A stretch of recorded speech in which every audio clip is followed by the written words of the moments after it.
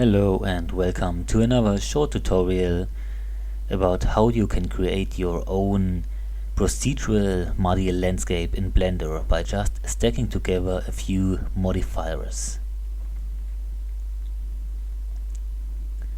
To achieve this effect, we're going to start off with a plane.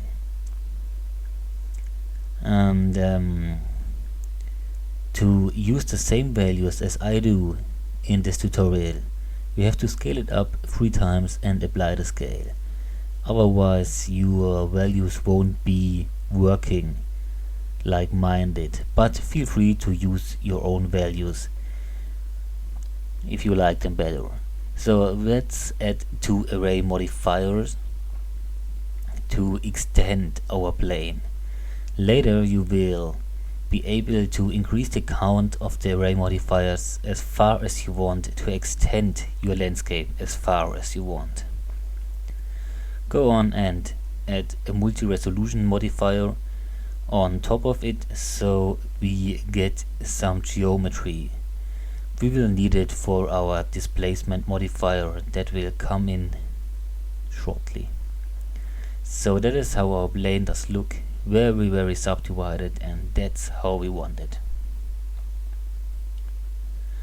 Go on and add your first displacement modifier.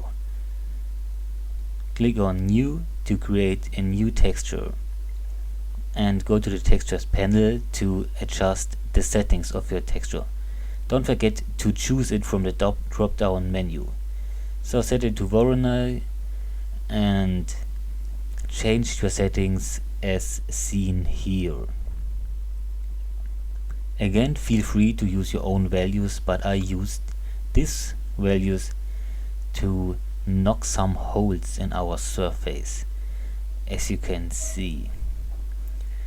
Well, let's go on and change our mesh to shade smooth and change the values of our displacement modifier.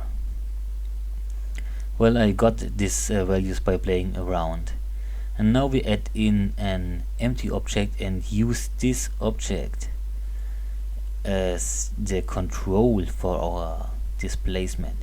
You can see we move it around and it changes the way the displacement map works. Add a new displacement modifier, add a new texture, and don't forget to change this texture here in the drop down menu. Adjust the settings to this. Go on and change the modifier settings like I do here. And that's it for this modifier. We get some nice little hills actually in our plane. Oh, and I also forgot to activate merge in the array modifier, so you see now it works better. Add a new displacement modifier, add a new texture, change your texture in the drop down menu and apply these settings. It does look strange now, but if we adjust the modifier settings, you can see it looks cool actually. So it adds in a little bit more odd values to our landscape, so it won't look too unnatural. Okay, new modifier, new texture, settings like this as we did it before. Adjust the settings of the modifier, and that's the way we will go on to add even more little details into our landscape. Feel free to use your own values, I said it again, but these are just values I found by playing around, so you don't have to choose the exact same values as I did here. But I found that they are working for me, so I am using them, and you are invited to do it like this too, if you want to.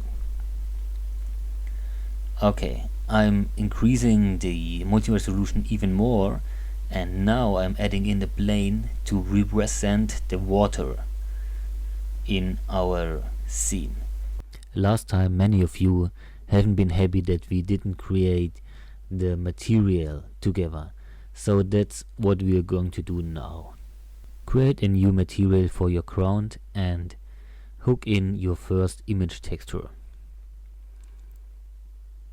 Copy your texture node, choose your second mud texture and mix them together by using an RGB node. We need the texture coordinates, so we add in a mapping node and the texture coordinate node and hook them in. Set the scale to 3, copy it and set the next scale to 5. So we have different values for our image textures. Choose a Voronoi texture as your vector input, set the scale to 6 and copy your mix node, copy your image texture, choose the grass texture and hook it in the mix node. Set your new Voronoi texture to 5, hook it in as the vector. Okay, that's it for the diffuse.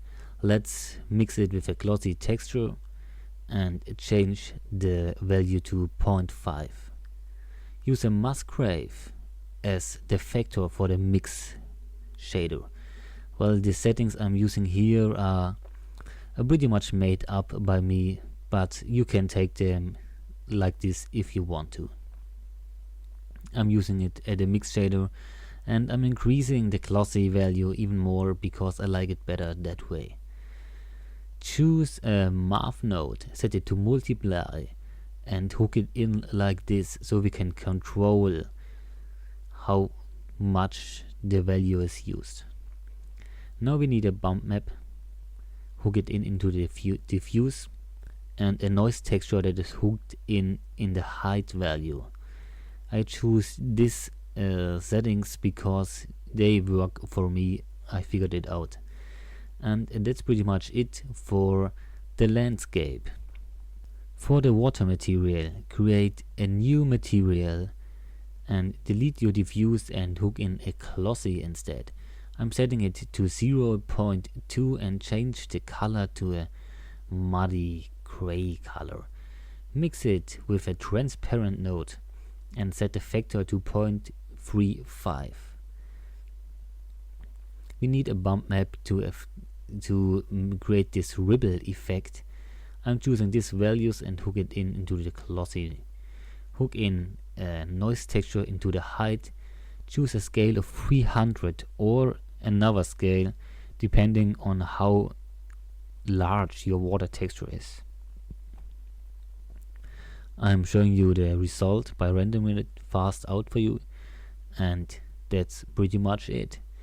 That's how you create a muddy landscape. If you have questions or if I gone too fast for you at some point, please let me know. Feel free to ask questions in the comments. Thank you very much for watching and goodbye.